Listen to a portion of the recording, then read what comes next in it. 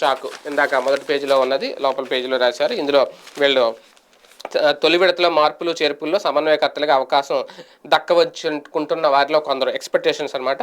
కళ్యాణదుర్గం తలారి రంగయ్య, మడకశిర శుభకుమార్, పెనుకొండ మంత్రి ఉషశ్రీచరణ్, కదిరి మక్బూల్, దర్శి బూచేపల్లి శివప్రసాద్ రెడ్డి, జగ్గంపేట తోట నరసింహం, పిఠాపురం వంగ గీత, ఆమె ప్రస్తుతం కాకినాడ ఎంపీగా ఉన్నారు.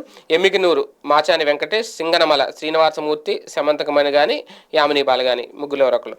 ఎర్రగొండపాలెం తాడిపత్రి చంద్రశేఖర్, పత్తిపాడు జానకీదేవి, వరుపుల సుబ్బారావు వీళ్ళిద్దరు ఎవరొకరు. గిద్దలూరు సిద్ధ రాఘవరావు, సత్యనారాయణ రెడ్డి, వంశీధర్ రెడ్డి. రీసెంట్గా ఆయన అన్నారాంబాబు తప్పుకున్నారు కదా. అలాగే కనిగిరి మార్కాపురంలో ఎమ్మెల్యేలు బుర్రా మధుసూదన్ యాదవ్, నాగార్జున రెడ్డిలను కొనసాగించవచ్చని లేదా ఇద్దరిలో ఒకరిని మార్చవచ్చు అనేది వీళ్ళ లెక్క.